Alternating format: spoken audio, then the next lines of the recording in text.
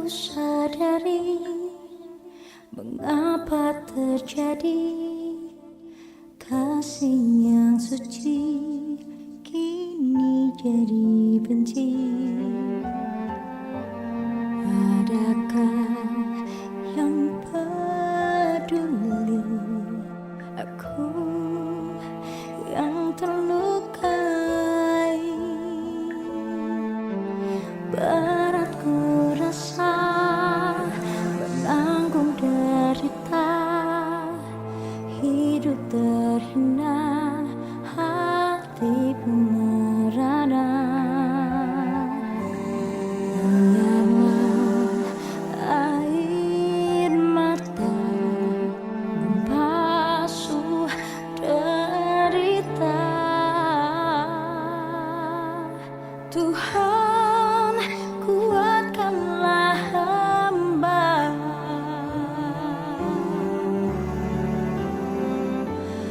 Haruskah aku mengampuni? Sanggupkah aku mencintai lagi? Jangan biarkan rasa benci menghancurkan diri.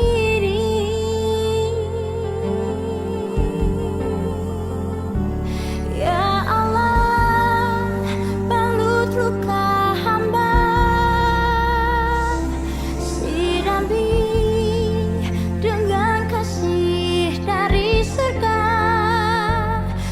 agar ku bebas dari dengki untuk dia yang hianati.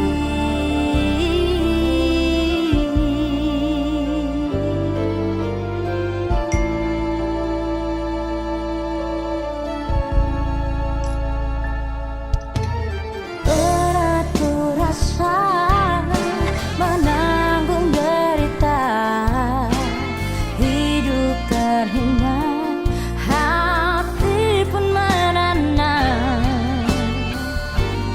Biarlah air mata membasuh derita. Tuhan, kuatkanlah hamba.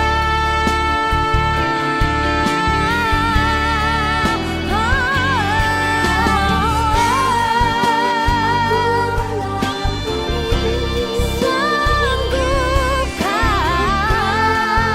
aku mencintai?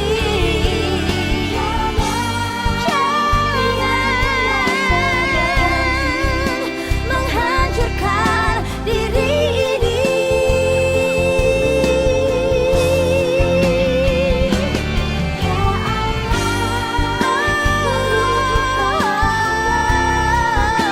dengan kasih dari surga, aku bebas dari dengki untuk dia yang hianati.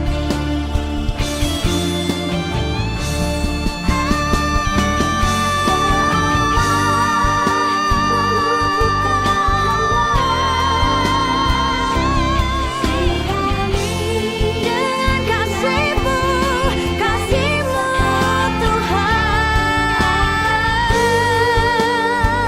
bebas dari dengki untuk dia yang hianati.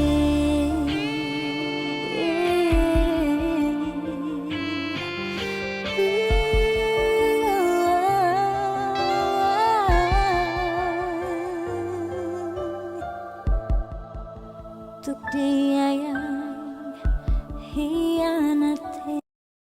Sebuah lagu yang mengantarkan kita pada pembahasan kita pada sore hari ini, yaitu bagaimana kita bisa terhindar dari selingkuh. Nah, saudara-saudara, kita mendengar bahwa akhir-akhir ini yang namanya selingkuh sudah menjadi tren atau gaya hidup. Konon survei membuktikan 1 dari 2 laki-laki selingkuh katanya. Saudara-saudara, Selingkuhnya sama siapa? Pasti dengan wanita. Jadi kalau begitu, satu dari dua wanita juga selingkuh. Nah, bagaimana caranya kita bisa terhindar dari selingkuh? Kita harus punya strategi hidup. Karena perselingkuhan ini sangat mahal harganya. Seperti yang saya katakan tadi, saudara. Perselingkuhan itu bisa menghancurkan pernikahan, menghancurkan masa depan anak-anak, menghancurkan pelayanan, menghancurkan hubungan. Itulah sebabnya kita harus punya skill. Kita harus punya cara, strategi hidup bagaimana kita bisa terbebas dari yang satu ini. Nah, saudara-saudara, saya belajar sesuatu dari kebenaran kitab suci bahwa untuk dosa yang satu ini, setiap kita laki atau wanita, kita harus punya alat, punya tool, punya perangkat yang bisa membentengi kita supaya tidak terjadi perselingkuhan. Amin. Dan rupanya sudah ada sahabat kita yang bergabung pada sore hari ini, Bu Julita Baladan Baru yang dari Sarawak, ya, dari Sarawak. Salam. Sarawak, apa kabar? Doa saya kiranya teman-teman kita, sahabat-sahabat kita yang ada di Sarawak selalu dilindungi oleh Tuhan, dijaga oleh Tuhan.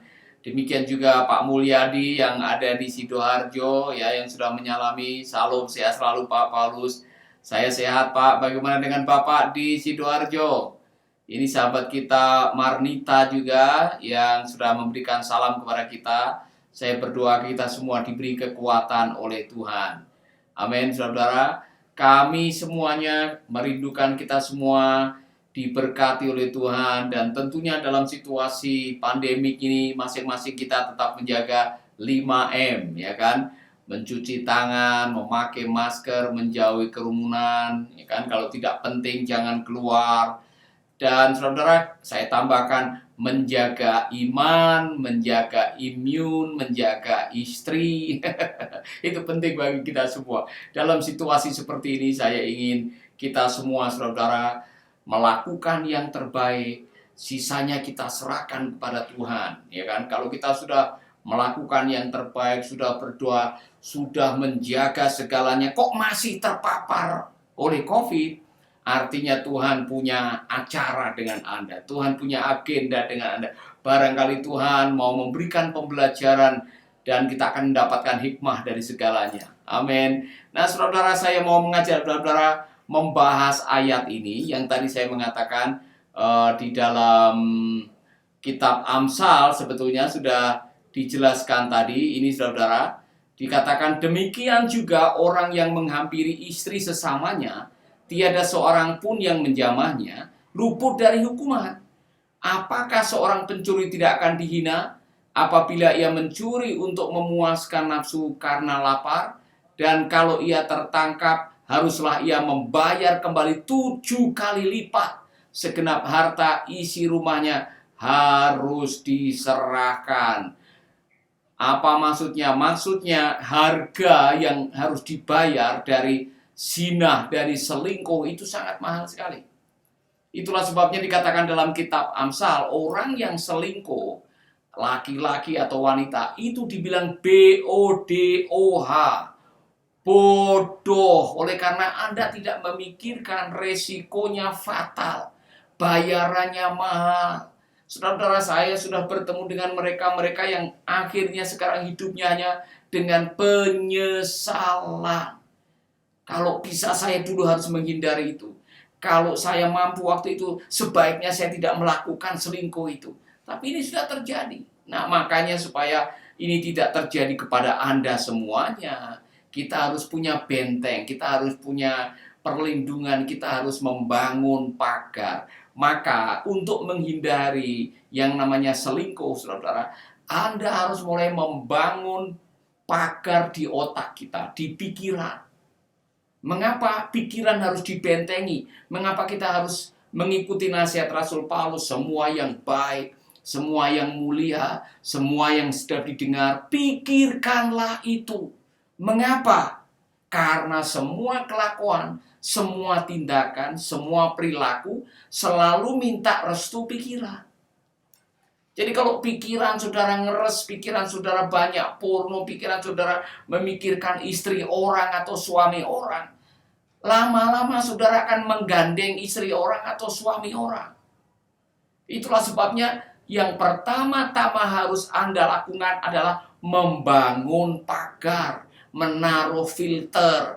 Kalau pikiranmu sudah menuntun engkau untuk melakukan yang tidak baik, melakukan sesuatu yang melanggar firman, melakukan yang ngeres-ngeres pornografi, mikirin orang, mikirin sesuatu yang bukan haknya saudara, Anda harus menyaring, harus memutuskan, harus barangkali mengatakan tidak. Karena semua dimulai dari pikiran. Makanya saya selalu bilang, tidak ada orang selingkuh yang tiba-tiba. Dengar baik-baik. Tidak ada orang selingkuh yang lagi jalan-jalan di pasar kemudian, saya tidak sengaja, saya selingkuh. Tidak ada selingkuh tiba-tiba, saudara. Itulah sebabnya saudara harus mulai dari sekarang memagari pikiran saudara, melindungi pikiran saudara, memfilter pikiran saudara. Apa yang boleh dimasukkan, itu yang sangat menentukan. Apa yang tidak boleh dimasukkan, itu harus ditentukan. Maka Rasul Paulus jauh-jauh hari sudah mengatakan, semua yang baik, semua yang mulia, semua yang sedap didengar, pikirkanlah itu. Semua yang jahat, semua yang porno, semua yang najis, semua yang mendatangkan celaka, jangan dipikirkan. Dijauhkanlah dari pikiran saudara. Amin. Saya mau mengajak saudara, kadang-kadang kita terlena. Karena kalau kita tidak membuat pagar dalam pikiran kita, saudara pada akhirnya akan jatuh di dalam perselingkuhan atau perzinahan. Waspadalah.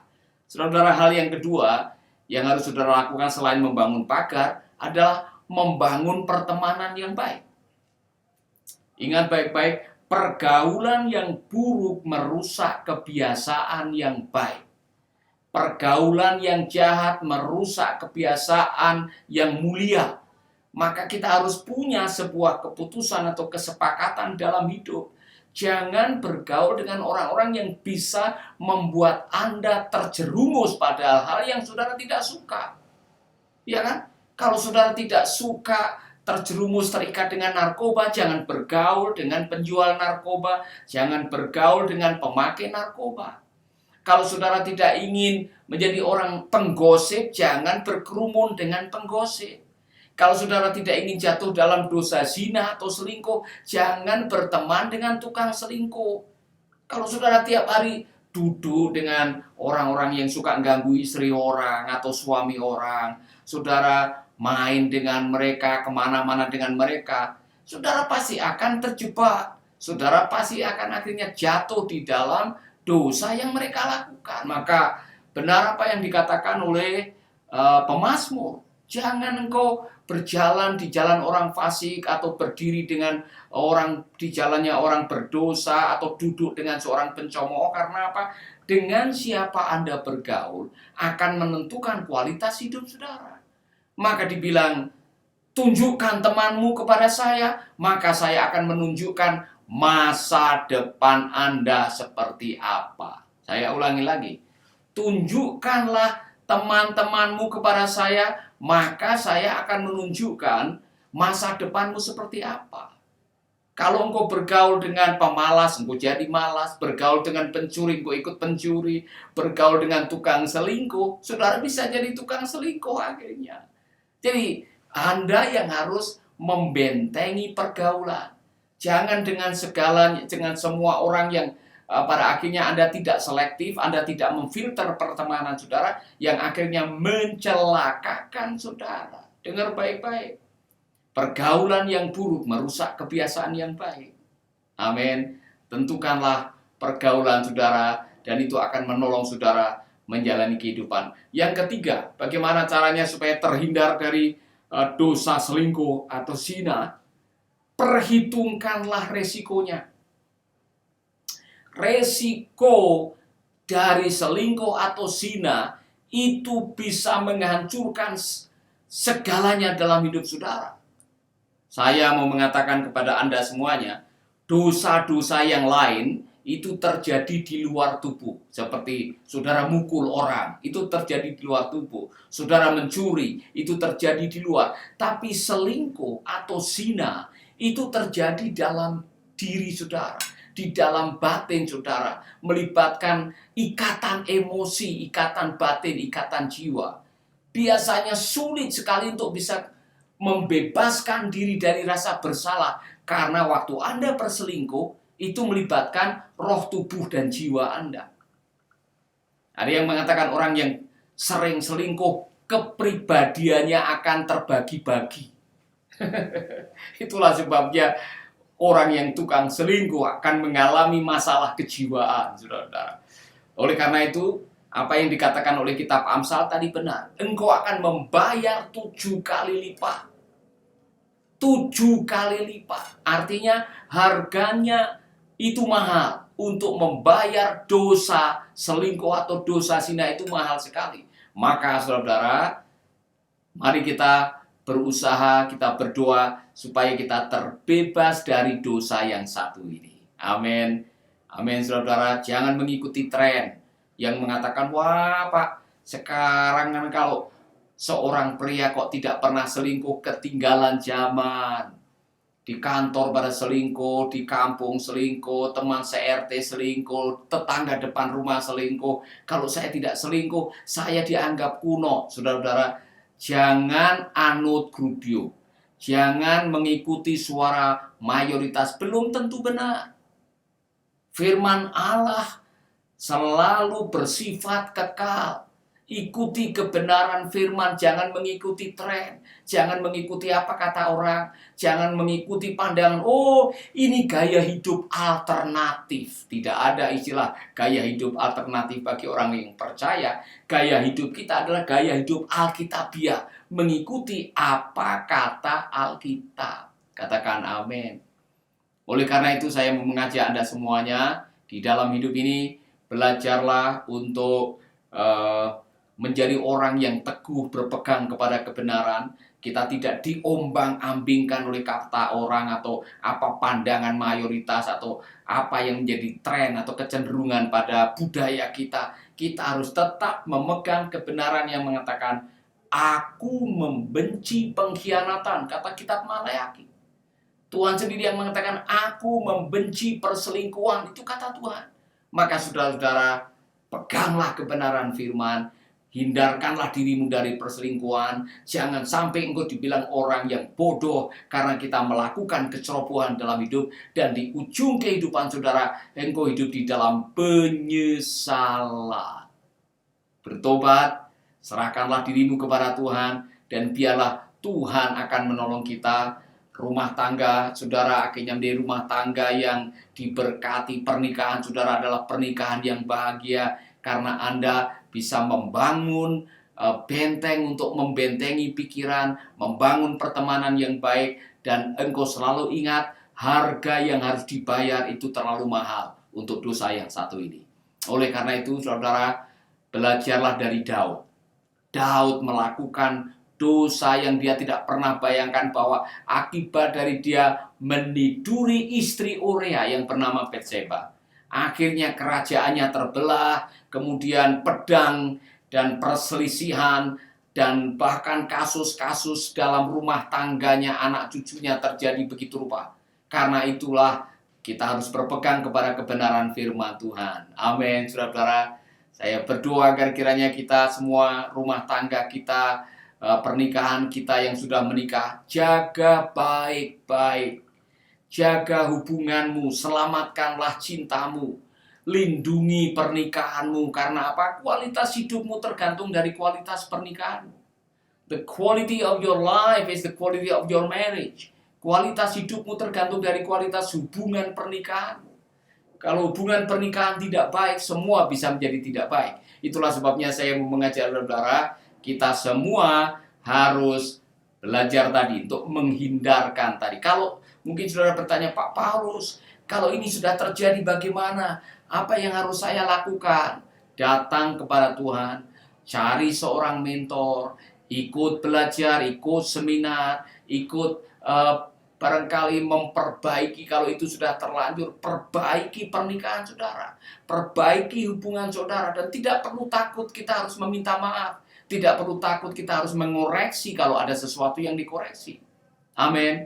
Jadi kalau saudara mungkin siang ini ada yang mau bertanya, karena ada yang bertanya bagaimana kalau istri saya sudah lari dengan istri atau dengan suami orang, atau tadi ada yang bertanya bagaimana kalau istri saya sudah kembali ke imannya yang sebelumnya dan sekarang saya dianggap sebagai bukan muhrimnya misalkan. Saudara, apa yang harus kita lakukan?